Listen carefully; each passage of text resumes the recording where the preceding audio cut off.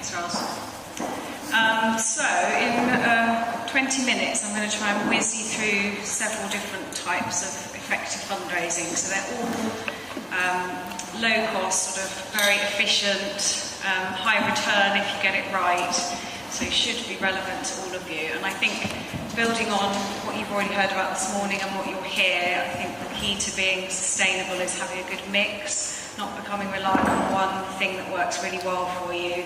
Sort of don't put all your eggs in one basket, I think. So, good news to start with. The good news is this isn't really difficult. Everybody can do it. You just need to kind of follow some basic principles and keep at it. And the other bit of good news is there's lots of funders out there who love the projects that you're doing. You just need to find them and you need to enthuse them about what it is you're trying to achieve, and they will give you the money.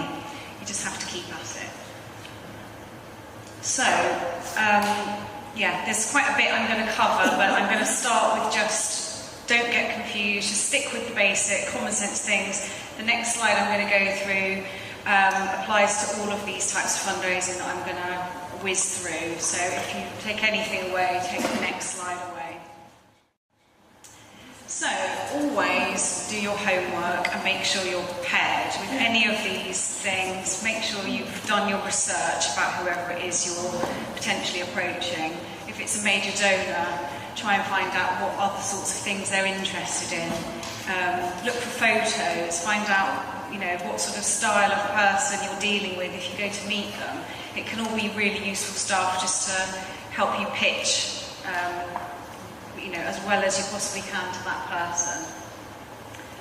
Try and put yourself in your funder's shoes. So this is really about being as bespoke as you possibly can in all of your communication, all of your meetings.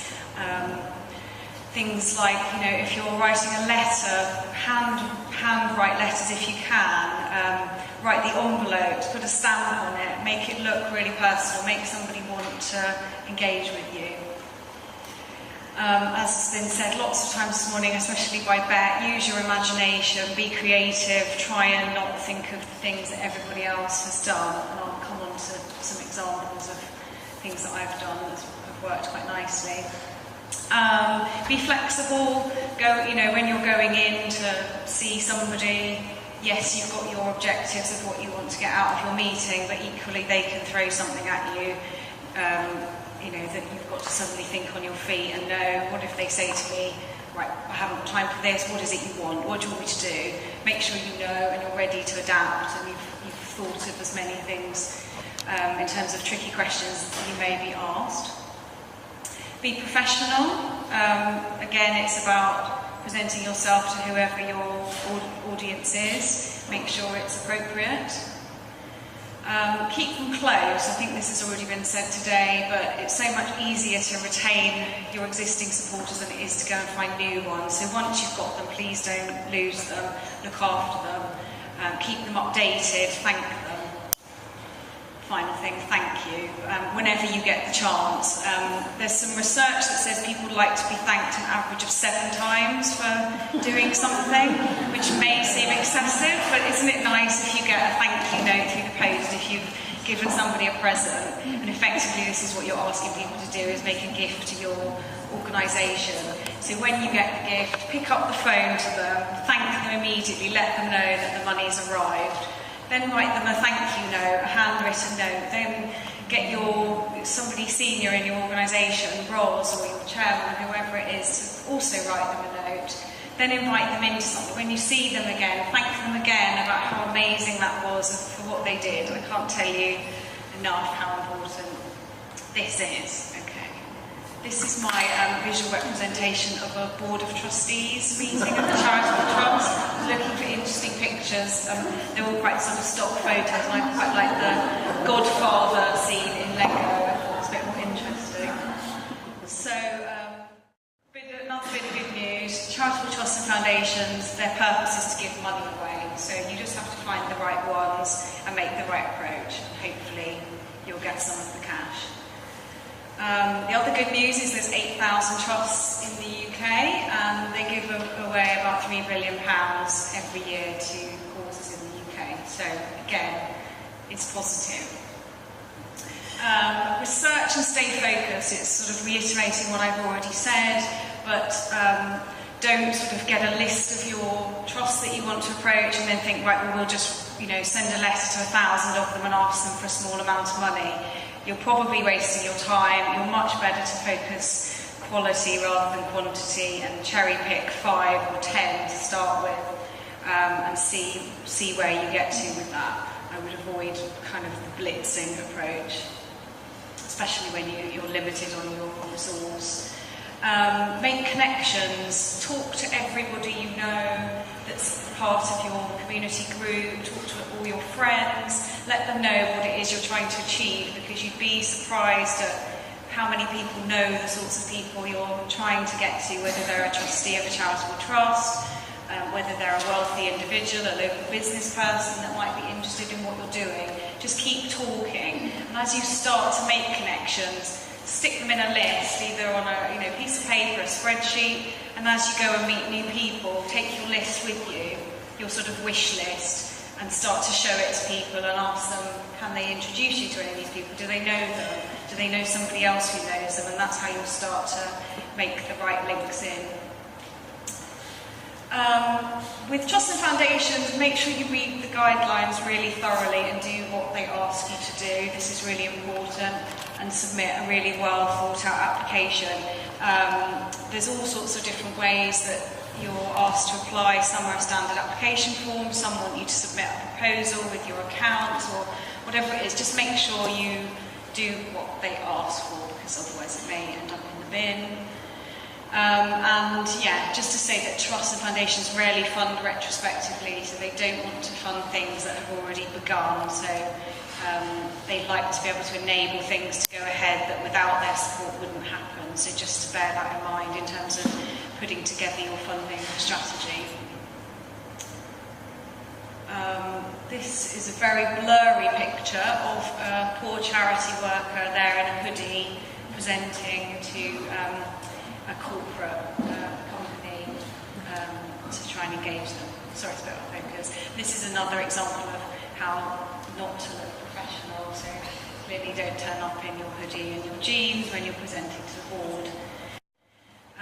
So corporate partnerships, this is just a little bit about the types of support a corporate partner may offer you. They may not all be appropriate, but just so you can get an idea of actually where would your project fit in, what sorts of things would you be asking. So you could have, as with any gift, a one-off gift or a multi-year gift. Many corporates, will commit to 3 to 5 year gifts if they like what it is you're doing and they can see that you need the support over a continued period. So we've been to 1 or 2 companies ourselves at PLT who've said, really love what you're doing, but actually we're 2 years into our 5-year commitment, so come back and see us in 18 months and we'll review it then. Now's not the right time, so just bear that in mind as well. Sponsorship is an obvious one, and we've obviously talked about crowdfunding and getting people's logos up on the crowdfunding platform. Companies like to get their name out there and promote themselves, so sponsorship is a nice way to raise brand awareness and offering them back some benefits for their support of you. Staff fundraising is another good one. Can raise lots of money if you can motivate staff within companies to get behind what you're doing, which you should be able to do because you've got no people and you yourselves work in companies, so it's just about spreading the word. So whether that's staff putting on various sorts of events, there's a whole range of things you could think of, through to something like payroll giving, where you could get members of the workforce to donate to your cause. The money comes out of their paycheck before the money hits their account and before the tax has been deducted. So it's a really tax efficient way of giving, and people don't particularly notice it's gone because it's gone before they get their money each month. Cause-related marketing is another popular one, and again here it's about, as has already been said, it's looking for synergies. So you want to be approaching organisations that you've got a common shared aim in something that you're doing. So it's important, again, going back to what I've said, do your homework, know what it is that they're aiming to achieve and how you fit with that. Pro bono or secondment, so this is basically getting stuff free time from people. So at PRT we get lots of pro bono support, legal, all sorts of things that you could get. What do you need? Do you need design work doing? Do you need a website? Do you need marketing materials? Do you know somebody who perhaps couldn't give you a donation but could offer you a bit of their expertise? Secondment, again, I'm very fortunate if you can get somebody on secondment to work with you. We had a recent example of somebody coming to work with us from RBS for I think 6 months, or a bit longer than 6 months, which invaluable experience for them coming in to work from a banking environment into a charitable organisation, and clearly 6 months of somebody's time and expertise. Gifts in kind, are there things you need that people could give you? Do you need building materials? Do you need, I don't know, tables and chairs? What is it? What sort of physical things could somebody give to you that would involve them not having to give you cash, but would also be incredibly helpful in you achieving your objectives? And Charity of the Year, which possibly wouldn't apply, but just to mention this, often with the very large corporates, you sort of pitch to them, put in a proposal, go through several rounds and get shortlisted down, and then it goes to a staff vote. And often at the staff vote, you'll find that you start off with quite a diverse range of organisations pitching for the support, and by the end of it they tend to go for children, cancer or animals, because that's what the staff tend to focus on, so it may not be as popular for the sorts of things we're talking about today. This is the Wolf of Wall Street, and this is just to show you that corporates, they don't just write you the cheque these days, you have to work a bit hard for it. So in return, they're thinking about what's in it for them. So it's about identifying the benefit to both parties. What's the impact for your project? What's the social, economic impact that it's going to have? Make that really clear, because that's going to be relevant to their staff, their customers. Yeah, so how does that resonate with what they're trying to achieve? And differently to lots of the other types of funding, drawing up a contract so that you're very clear on what the relationship is, and you've agreed the expectations and things like reporting and how you'll review the relationship going forwards, and importantly getting the money from your funder. So I'm going to talk a little bit about friend schemes, moving on to individual donors. Effectively, I'm sure you've all come across millions of friend schemes, everybody seems to have one pretty much. It's just a regular donation to your organisation for which the supporter gets some benefits in return. They usually are different levels, so you might have a sort of bronze, silver, gold, depending, or you might be a bit more creative than bronze, silver, gold, and come up with something that's unique to what it is you're trying to do, and then you would tend to offer benefits at those levels. So somebody at the lower level would get less benefits than somebody at the higher level. And the kind of whole aim of this is to grow yourself a sort of fairly steady donor base and keep those people on board, as Beck talked about with the Millennium Centres scheme there, and you're effectively trying to look to grow those, keep them close to you and grow the numbers, and that's then a really nice regular source of income, making you more sustainable. Consider the purpose of your scheme. So are you just trying to get to the end of the project? Is it a capital type appeal, or are you looking for sustainable income for the future? And this works for both types of project. And what you might want to do is sort of break it down into fundraising, what we would call a gift table. So where you would look at, okay, if you need to raise £10 million, you might be looking at trying to get one top person at 1 million, and you might be looking to get 10 at 100,000, and so on. So you're sort of building a bit of a pyramid, and effectively that's what you can try and do with your friend schemes. So it works equally well for either option. And then consider whether your scheme is open to anybody. Is it something you're going to publicise on your website, or are you going very exclusive and you're just going to invite very top people to get involved at a much higher level. So you just need to think about that, and depending on which you decide to go for dictates how you would promote it.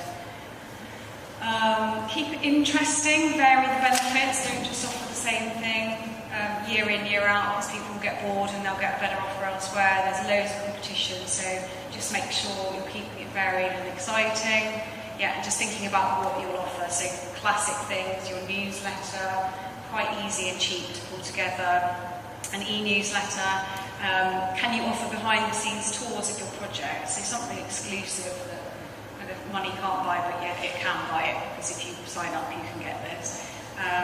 Some things like a recognition board we've put in place at Middlefort Pottery that Ros mentioned earlier, so our sort of big donors there, as a way of thanking them, their names have gone up on the wall. So that's friend schemes. And another thing just to add is just be aware that there can be VAT implications if people give you a donation and they're perceived to get benefits in return. So this is, there's just been a case last month with the Serpentine Gallery in London, who, if you have a look at their website, offer quite extensive benefits at their different levels. And HMRC came along and said, you're offering benefits and therefore this is vatable, but they're effectively saying they have to pay VAT on the whole donation. So, yeah, at the moment it's a slightly shaky ground, so at the moment I would say bear this in mind, but perhaps just make sure you're aware that this could be an issue. A way around it is if you have a number of benefits, you can work out what the value of those benefits are as a proportion of the overall amount you're asking for. So effectively, if you make that very clear in whatever materials you have, that you're asking for £100 and £10 of that is benefits, then that £10 is vatable. The other £90 is a pure donation and can be gift aidable. But you have to make this clear up front. But I'm guessing that the Serpentine Gallery will probably appeal against the decision, so I'm sure it's not over yet. Just to flag it with you, I don't know if anybody recognises this very glamorous lady. Anybody? Any guesses? Yeah, so this is Richard Branson, and I just put him up here because if I had £1 for every time in my fundraising career somebody said, have you thought about writing to Richard Branson, I could probably retire by now. And my point here is, when you're looking at individual major donors, they need to obviously have the propensity to give, they need to have the money, the net wealth. They also need to generally be philanthropic, already giving to other causes. They're not just sat there sort of counting their money. But they also need to have a relevance to what it is you're trying to do. So everywhere I've worked hasn't been relevant to Richard Branson, hence I haven't approached him yet, but you never know. So major donors, most important thing, and I think with all of these, but specifically with major donors, you need a compelling case for support. So this is effectively, it's a document. It can be 2 sides, it can be a short brochure, it can be a leaflet. It's your elevator pitch as well, and your elevator pitch that we talked about earlier is your condensed version of your case for support. So it outlines the problem. What's the problem that you're trying to address? It outlines what the solution is, which is you, and why you're the best place to take this problem on and fix it. And it also gives you a call to action. What do you want people to do? Do you want them to get behind you? Do you need them to give you money? Do you need them to raise awareness of what it is you're trying to achieve? So really important, I think, before you do anything, make sure you're clear on what your case for support is. Get involvement of key players. I think I said this to somebody earlier. Bet, it was you. Fundraising is everybody's role. It's not just a person that has specific responsibility for fundraising. It's everybody needs to get involved. And I think at PRT we're very good at doing that, being a small organisation. Ros, Ian, our chairman, very much involved in the fundraising, go to the meetings, meet the funders. And although I'm the fundraiser, I sort of make sure that they're saying the right things and make sure that we have the meetings in the diary, but actually you need your key players to get really stuck in. You need access to high net worth individuals, so I'll come on at the end as to where you can find them.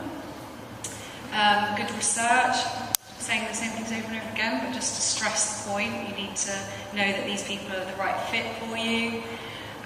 You need to be able to offer engagement opportunities. You might want to go and meet them, you might want to probably bring them in and show them what you're doing and enthuse them and inspire them about why they should get involved. You need to be patient and resilient, because most of the time people will say no. 9 times out of 10, you'll probably get knocked back. But it's about kind of persevering and just thinking that's fine. I now know that you're not interested and I can move on to the next person. Don't rush things. Don't deliberately go slowly, but don't push things too quickly. One of my previous roles, where the culture maybe didn't understand how major donor fundraising worked, every time I went to a meeting, it was a first meeting, I'd be asked, have you got a cheque? And I'd say no, because, you know, if you think about if I was going on a first date with somebody, I wouldn't ask them to marry me, because they'd probably say no, wouldn't they? They'd think I was a weird stalker. So do, you know, apply that principle to your prospects and donors. You need to have a willingness to network, so you can do all the research in the world online, you can speak to everybody you know, but actually that's only one piece of the puzzle. A really important piece is to actually get out and think, where do the people that I want to have supporting my organisation, where do they go? Are they part of different networking groups? Do they have events? How can I get myself in there? So again, it's about sort of talking and being able to be out and about trying to sell your cause at every opportunity. Do what you said you would, make sure you deliver, because if you don't, you can get into all sorts of problems, maybe not necessarily with major donors, but actually I've been in a situation where I've had to give money back to somebody because the project didn't go ahead in quite the right way. So make sure what you're suggesting you're going to do is achievable, and then do it. And thank. Again, we've been stressing this, but it's so important. And sort of combining the thanking aspect with being creative. I was going to give you an example of a way that I thanked a donor in a previous life. Before I worked at PRT, I used to work for Guide Dogs for Blind, completely different. Had a donor who'd given, I think, about £30,000 to pay for a new vehicle that would transport guide dogs around London and that was ventilated properly and what have you. So this was great that we'd got the money and he was very engaged. So to say thank you, we said we would come to his office in the city, and we'd bring the van, and he could bring some of his team down if they wanted to have a look, and we'd put his name on the side and all sorts of things. So that was lovely. It was really personal, and he could see the impact he'd had. But we also knew that he was mad about black Labradors, so we arranged for about 7 black Labradors to be in the van and around the van, all different ages, from sort of 6 weeks old, brand new, right up to working guide dogs. So as he came out with his team, he was just being attacked by, well, not attacked, okay, I don't say attacked, but yeah, they were sort of all over him, and honestly, you've never seen a happier man. So I was in the background taking lots of photos of his happy face being licked by puppies. So I was able to go away and have that photo, pick the best one, framed it, and sort of put a thank you, and then he's put it up in his office. So every time he looks at that picture, he thinks of guide dogs and how brilliant it makes him feel that he gives money. So yeah, try and be creative. I'm not suggesting you go and steal puppies, but you never know. Gift aid, you've probably all seen the gift aid logo around. Very quickly, it's free money for very little effort. So if you're asking for donations from individuals, make sure you're also asking them to gift aid it. So it's a scheme from HMRC which allows you to increase the value of gifts from individuals by 25% at no extra cost to the donor. They just need to complete a gift aid declaration, which you can get wording online from HMRC. It's all in our funding guide that we've been talking about. Very, very straightforward. And also, if people are higher rate taxpayers, there's also extra incentives for them to reclaim the difference between the basic and higher rate of tax, which they can do on their own tax return. But have a look at our funding guide, and it explains it in more detail.